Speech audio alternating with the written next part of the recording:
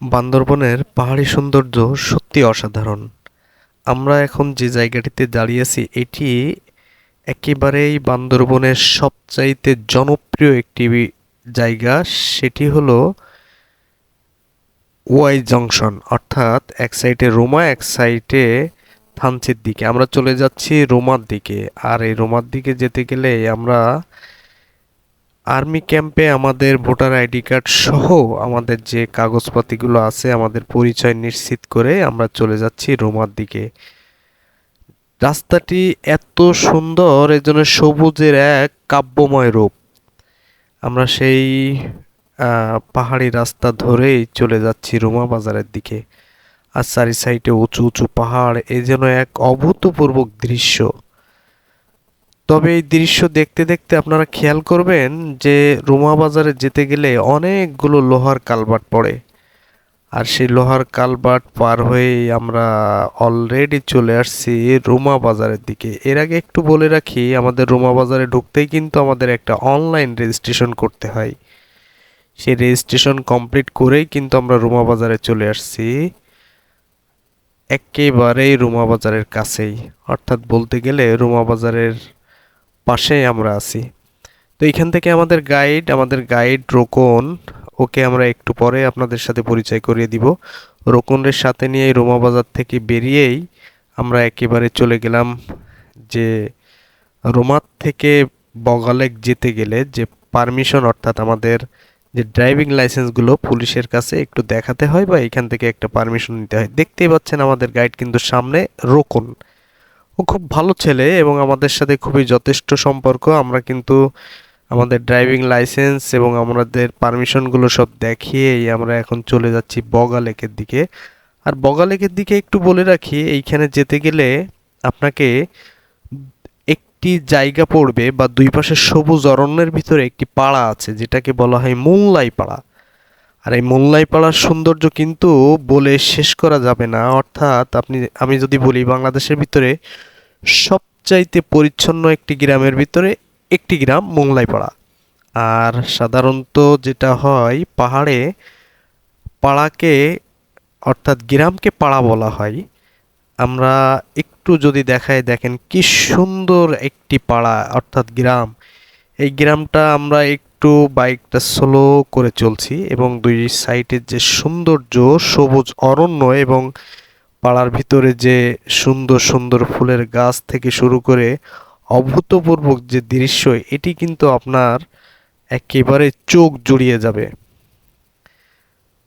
তবে এই সৌন্দর্যের গল্প কিন্তু আরও অনেক গভীর হবে এবং সেই গভীরে গল্প করতে করতে একটা সময় আমরা চলে যেতে পারবো আমাদের আজকের যে এপিসোড, অর্থাৎ আজকের যে পর্বটা, এটি কিন্তু একেবারেই শেষ না। কারণ এটি আমরা নিয়ে যাব সেই বগালেক থেকে কেওক্রাডাং থেকে সুংসাংপাড়া, অর্থাৎ বাংলাদেশের সবচাইতে, যদি আমি বলি, উঁচু যে জায়গাটা, সেই জায়গাটা উঁচু এবং খাড়া ঢাল একটা অ্যাডভেঞ্চার ট্যুর হবে এটা। আমি আপনাদেরকে আগেই বলে রাখি, আমাদের ট্যুরটা কিন্তু সুদূর সেই সাতক্ষীরা থেকে আমরা সেই ট্যুরটা নিয়েই, গ্রুপটা নিয়েই আমরা কিন্তু চলে আসছি বান্দরবন। বান্দরবন থেকেই কিন্তু আমরা এদিকে রওনা দিচ্ছি। তো দেখতেই পাচ্ছেন সাইডে কি সুন্দর গ্রাম, দেখতে একটি অত্যন্ত সুন্দর লাগছে। তবে আমরা ফেরার পথে, অর্থাৎ আমরা এখন যেহেতু যাচ্ছি, তো আমরা ফেরার পথেই এইখানকার যে সৌন্দর্য আরও একটু উপভোগ করে যাব। সবুজের গভীরতা এবং মেঘের খেলা, এখানকার পাহাড়ের ঢাল প্রায় সবসময় ঘন সবুজে ঢাকা থাকে। অনেক সময় মেঘ পাহাড়ের গায়ে ভেসে বেড়ায়, যা এই দৃশ্য দেখতে একেবারে স্বর্গীয় করে তোলে, যেটা আপনাকে মনোমুগ্ধ করবেই। আমরা কিন্তু আস্তে আস্তে সেই বগালেকের দিকে যাচ্ছি। দেখতেই পাচ্ছেন আমার সামনে প্রচণ্ড ঢাল, অর্থাৎ নিচু জায়গাটা। আমরা সেই নিচু জায়গাটা পার হয়েই আমরা বগালেকের দিকে ছুটে চলেছি। তবে বগালেক কিন্তু এমন একটি জায়গা, বগালেকের আগে যে জায়গাটিতে প্রায় বাইকাররা, আমরা উঠতে গিয়ে হয়তোবা সেখান থেকেই মনটাকে দুর্বল হয়ে গাড়ি ফেলে দেয় অথবা যে কোনোভাবে পড়ে যায়। আমরাও কিন্তু সেই জায়গাটা অলরেডি আমরা সেই জায়গাটি দাঁড়াই, এখানে দেখতেই পাচ্ছেন অলরেডি কিন্তু গাড়ি কয়েকটা পড়ে আছে এবং এখানে প্রশাসনের লোক কিন্তু ওপরের দিকে যেতে বাধা দিচ্ছে, যার কারণে আমি কিন্তু প্রায় পড়ে গিয়েছিলাম, তার ভিতর দিয়ে কিন্তু আমি চলে আসছি এবং আমার সামনে যে যারা ছিল তারাও কিন্তু একইভাবে চলে যাচ্ছে ধীর গতিতে। আমরা কিন্তু অলরেডি সেই কাটা পাহাড়ের ওপরে উঠে গেছি। তবে তার আগে আমাদের দেখে আসা যাক যে ওইখানকার অবস্থাটা কেমন, অর্থাৎ বগালেকের যে পাহাড়ি ঢালটা সেই ঢালে যারা পড়ে যাচ্ছে তাদের অবস্থাটা কি। আমরা একটু ব্যাকে যদি আসি, অর্থাৎ আমাদের গাড়িগুলা এই কাটা পাহাড়ের ওপরে রেখেই আমরা একটু দেখে আসি সেখানকার চিত্রটা।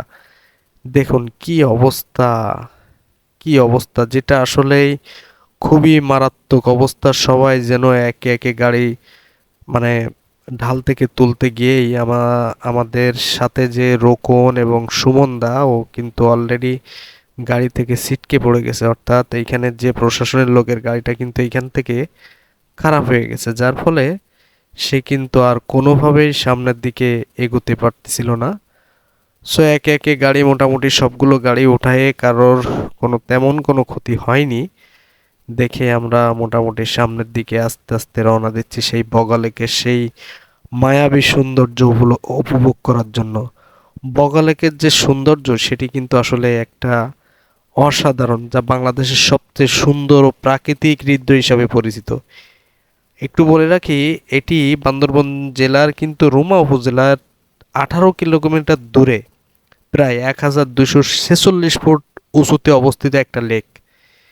এবং এই লেকে এই লেকেরও কিছু গল্প আছে যেটি আমরা সামনে অবশ্যই জানাবো। তার আগে আমরা এইখানে দেখি যে আমাদের যে যারা পড়ে গিয়েছিল, অর্থাৎ ওইখানে যারা পড়ে গিয়েছিল ওদেরকে নিয়ে আমি নিজেই আর কি প্রশাসনের লোকের সাথে কথা বললাম যে আপনারা কেন এই ধরনের ব্যবহারটা করলেন, এরকম জায়গায় আপনারা কেন গাড়িটা দাঁড় করাই দিলেন, কারণ এরকম জায়গা তো আসলে খুবই রিস্কেবল জায়গা, যে কারোর কিন্তু ক্ষতি হইলে হতে পারতো। যাই হোক, আমাদের কারোর কোনো ক্ষতি, তেমন কোনো গুরুতর ক্ষতি হয়নি।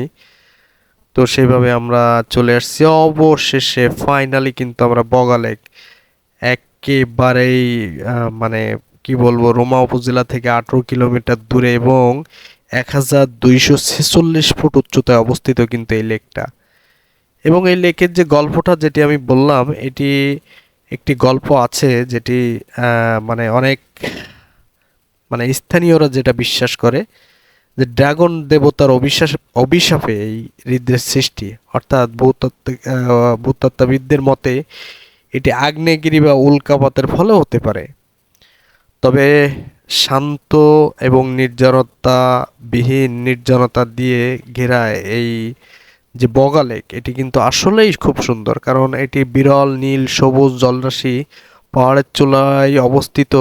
এই যে হ্রদের পানি সবসময় আলোর সঙ্গে সঙ্গে কিন্তু রং বদলায় এবং এটি যারা দেশের বিভিন্ন প্রান্ত থেকে আসেন তাদের কিন্তু একটা ভালো লাগার জায়গা।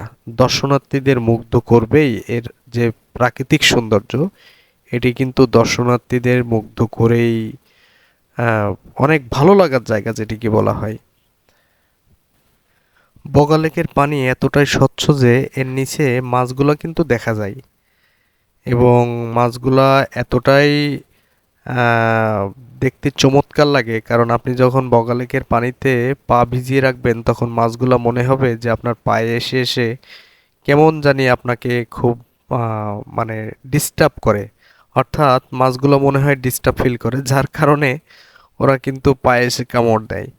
যাই হোক, বগা লেকের সৌন্দর্য উপভোগ করে আমরা এখন কিন্তু বেরিয়ে পড়ব সেই আহ, বান্দরবনের সবচাইতে সুন্দর এবং সবচাইতে উঁচু যদি আমি বলি তাহলে সেটা কেওক্রাডাঙ্গার চূড়া। তবে হ্যাঁ, এইখানে আরেকটি কথা আমি আপনাদেরকে বলে রাখি, সেটা হলো আপনারা নিশ্চয় জানেন যে বাংলাদেশের সবচেয়ে উঁচু ঢাল এবং উঁচু রাস্তা যদি আপনারা মনে করেন যে কেওক্রাডাং বা বগা লেক, তাইলে কিন্তু আপনারা নিশ্চয়ই ভুল করবেন, কারণ বাস্তবতা যেটা আমি দেখছি বা একেবারেই যদি আমি বলি তাহলে সবচাইতে বড় ঢাল এবং বিপজ্জনক রাস্তা কিন্তু কেওক্রাডাং থেকে সুংসাং পাড়া। এত ঢাল আর এত পরিমাণ নিচু আর এত পরিমাণ আফিল, যেখানে যেতে গেলেই এবং কোনোভাবে মিস্টেক হইলেই কিন্তু একেবারে পরপারে ওপারে চলে যেতে হবে। কেওক্রাডাং কিন্তু বাংলাদেশের একটা অন্যতম জনপ্রিয় ও রোমাঞ্চকর একটি পর্বতশৃঙ্গ। একসময় এটিকে বাংলাদেশের সর্বোচ্চ পর্বত মনে করা হলেও বর্তমানে এটি দেশের দ্বিতীয় বা পঞ্চম সর্বোচ্চ পর্বতশৃঙ্গ হিসেবে গণ্য হয়। মারমা ভাষায় এর সবচেয়ে উঁচু পাথরে পাহাড়। এক নজরে কেওক্রাডাঙের উচ্চতাগুলো যদি আমরা একটু বলি, তাহলে 986 মিটার অর্থাৎ 3235 ফুট উঁচু, যেটা একেবারে মেঘের সমুদ্র। সবুজ পাহাড়ের সারি বগালেক পাড়ি দিয়ে যে রাস্তা, এটি কিন্তু সবচাইতে ভয়ঙ্কর একটি রাস্তা, এবং এই রাস্তায় আপনি উঠতে গেলেই কিন্তু যে কোনো সময় একটু বিপদ হইলেই, অথবা আপনার যদি বাইক রাইড করার স্কিল না থাকে, তাহলে কিন্তু আপনি এই রোডে কোনোভাবেই আসতে পারবেন না। কারণ আপনি সামনের দিকে দেখেন কি রোড, কি রোড, সুবহান আল্লাহ। মানে এটি একটি মানে সেনাবাহিনীর বলা যায় যে সবচাইতে বড় অবদান, যে এই কেওক্রাডাঙের রোড অথবা এই সংসাংপাড়ার রোড, এই রোডগুলো এত চমৎকারভাবে করা, আর সেই পরিমাণ ঢাল, সেই পরিমাণ আপহিল ডাউনহিল, এটা পার করেই কিন্তু আপনাদেরকে যেতে হবে, বা আমরা যাচ্ছি সেই কেওক্রাডাঙের দিকে। তো আমরা একেবারেই কেওক্রাডাঙের পাশেই চলে আসছি। তবে একটু বলে রাখি, এই কেওক্রাডাঙে আসতে গিয়েই এর কাছাকাছি কিন্তু একটি, যেটি বলছিলাম, বাংলাদেশের বান্দরবন জেলার এই যে কেওক্রাডাঙের পাশেই অবস্থিত, অর্থাৎ কেওক্রাডাঙের পর্বতের পাদদেশেই কিন্তু অবস্থিত একটি মনোরম পাহাড়ি গ্রাম, যেটাকে বলা হয় দার্জিলিং পাড়া।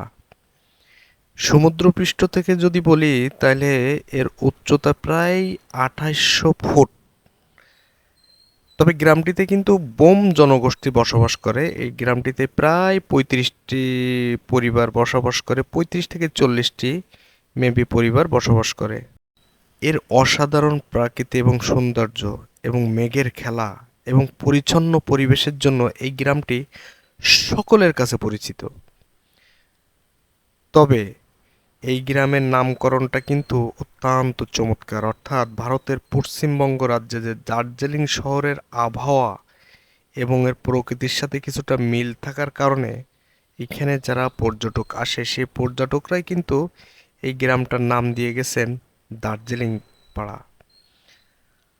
আর যেহেতু এটা কেওক্রাডাঙের সেই ঢালের পাশেই দার্জিলিং পাড়াটা, সো বুঝতেই পারছেন যে কি পরিমাণ ট্রেকিং করে এই দার্জিলিং পাড়া আসা লাগবে। তবে এর এর যে প্রকৃতি, অর্থাৎ এই দার্জিলিং পাহাড় ঘেরা যে সবুজ বনানী এবং পাখির কলকাকলি এবং পাহাড়ের উপরে মেঘের যে লুকোচুরি, এখানকার এই যে প্রধান আকর্ষণগুলো দেখলেই কিন্তু আপনার শত কষ্ট দূর হয়ে যাবে।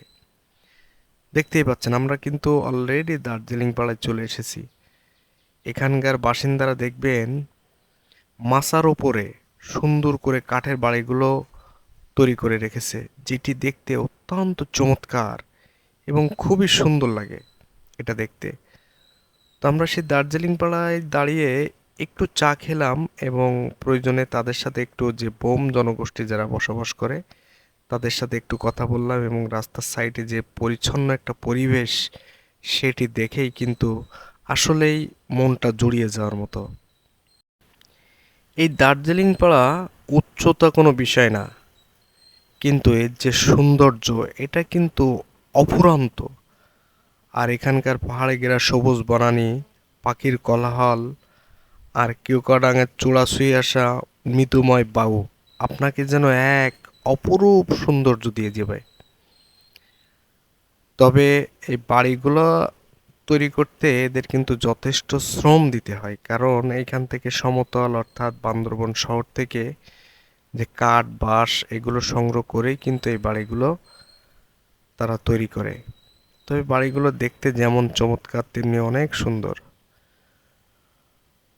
আর এই দার্জিলিং পাড়া থেকে কেওক্রাডাং চূড়ায় উঠতে কিন্তু একসময় মানুষের হেঁটে হেঁটে যেতে হতো। এখন যদিও আমরা এইখানে বেশ সুন্দর করে আমরা বাইক নিয়ে উঠি রাস্তাটা সুন্দর হওয়ার কারণে, কিন্তু একটা সময় এখান থেকে কিন্তু হেঁটে যেতে হতো। আরেকটা জিনিস খেয়াল করবেন, এখানকার যে ছোট ছোট কিশোরীগুলা এরা খুব সেজেগুজে থাকে, এবং এরা যদি বলা হয় যে আমরা একটু ছবি তুলবো বা একটু ভিডিও করব, তাহলে দেখবেন এরা ঘুরে হাঁটা শুরু করে। মানে এরা আহ, ছবিও তুলতে চায় না, তবে কেউ কেউ আছে ছবি তোলার জন্য আগ্রহ প্রকাশ করে। তো আমরা সেই দার্জিলিং পাড়ায় এখনো আছি, আর এই দার্জিলিং পাড়ার যে সুন্দর চা কফি এগুলো খাওয়া শেষ করে আমরা কিন্তু কেওক্রাডাঙের উদ্দেশ্যে আবার চলে যাচ্ছি।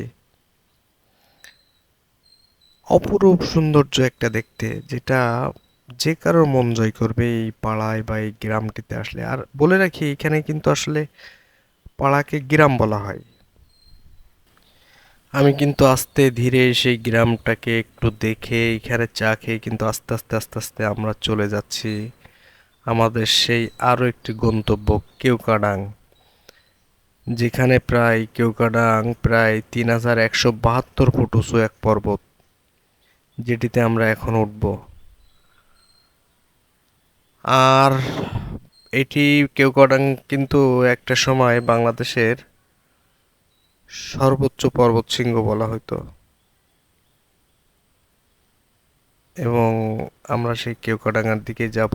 আর এই কেওক্রাডাংটা রেখেই একটা পাড়া আছে যেটাকে বলা হয় দার্জিলিং পাড়া, এবং আরও একটি সাথে পাড়া আছে, সেটা আমরা দেখলে বুঝতে পারবো, সেটাকে বলা হয় রুমানা পাড়া। সেটাও কিন্তু এর পাশাপাশি আছে, এবং এই পাড়াগুলো কিন্তু একেবারেই পাহাড়ের চূড়ায় অবস্থিত, একেবারেই পাহাড়ের চূড়ায় অবস্থিত।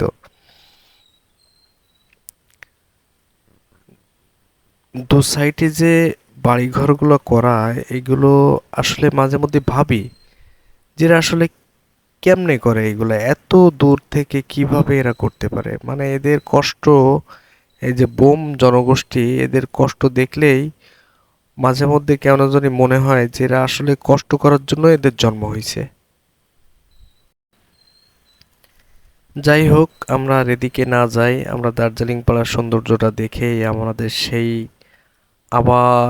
পাহাড়ি রাস্তা, বড় বড় ঢাল পার করে আমাদেরকে যেতে হবে সেই কেওক্রাডাঙের যে চূড়া, সে চূড়ায়। কারণ আমাদের টার্গেট কিন্তু ওই যে মনে আছে বলেছি, আমাদের টার্গেট কিন্তু একেবারে কেওক্রাডাঙের চূড়া এবং সংসাংপাড়া।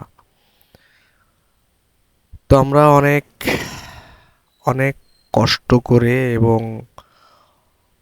বাইক রাইড করে কিন্তু আমরা সেই কেওক্রাডাঙের চূড়ায় উঠব। দেখা যাক আমাদের আজকের মিশন কতটা সাকসেস হয়। অলরেডি কিন্তু দেখতেই পাচ্ছেন দূরে দেখা যাচ্ছে, আর একটি দুটি বাঁক পার হইলেই কিন্তু আমাদের সেই কেওক্রাডাঙের চূড়া। বাংলাদেশের একটা সময় বলা হতো বাংলাদেশের সর্বোচ্চ চূড়া, সর্বোচ্চ উঁচু পাহাড়। এই ঢালটা পার হইলেই আমার মনে হয় আমরা সেই চূড়ায় পৌঁছে যাব। ফাইনালি আমরা চলে এসেছি কিন্তু কেওক্রাডাং। আর সমুদ্রপৃষ্ঠ থেকে নিখুঁত উচ্চতা এবং চারপাশের পাহাড়ি ল্যান্ডস্কেপ একই ট্র্যাকের প্রকৃতিপ্রেমীদের কাছে একটি স্বর্গরাজ্য মনে হবে। তবে এই কেওক্রাডাং নামটি এসেছে কিন্তু মারমাদের কাছ থেকে, কারণ কেওক্রাডাং মারমা ভাষা, এবং এর বাংলা অর্থ যদি আমরা বলি তাহলে বলা হয় উঁচু পর্বতশৃঙ্গ। আপনারা একটু পিছনে লক্ষ্য করলে দেখতে পাবেন আমি কিন্তু এখন দাঁড়িয়ে আছি সেই সর্বোচ্চ উঁচুতে বাইক নিয়ে। আর আপনারা কিন্তু এখানে বাইক নিয়ে ওঠার সাহস করেন না, কারণ এখানে কিন্তু বাইক নিয়ে কোনোভাবে উঠতে দিবে না।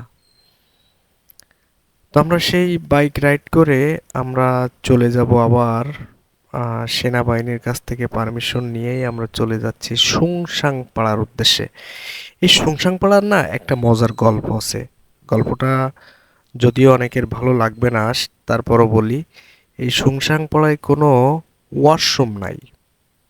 হ্যাঁ, এই সুংসাং পাড়ায় কোনো প্রকার ওয়াশরুম নাই। আমরা যে জায়গাটায় আছি এখন বর্তমানে, এটির নাম কিন্তু পাসিং পাড়া, এবং পাসিং পাড়াটা কিন্তু একদম বাংলাদেশের সর্বোচ্চ উঁচু গ্রামকে বলা হয় পাসিং পাড়া।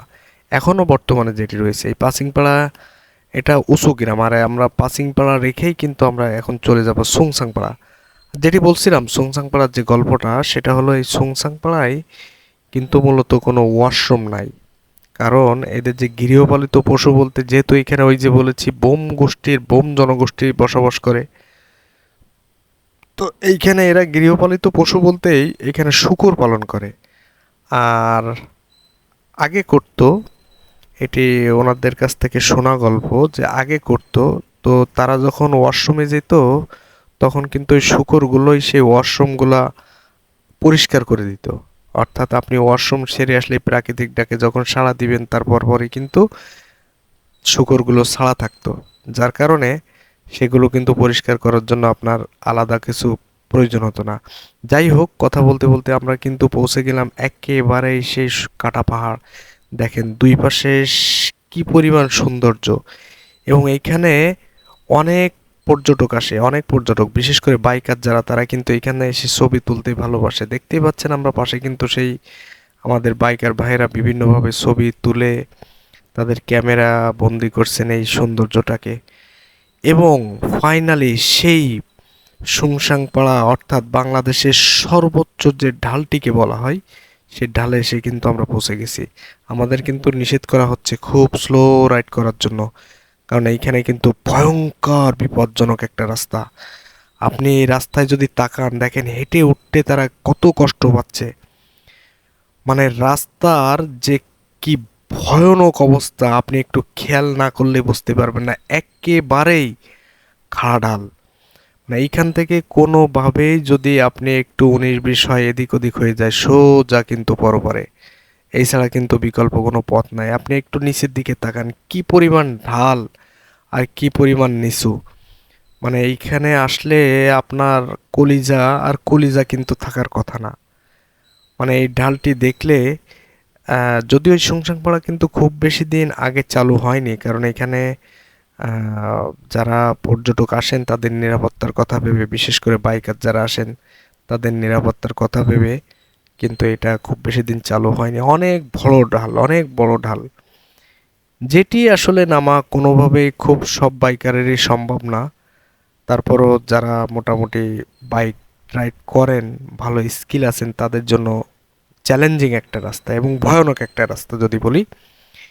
তো ফাইনালি কিন্তু আমরা চলে এসেছি সেই আমাদের সুংসাং পাড়ায়।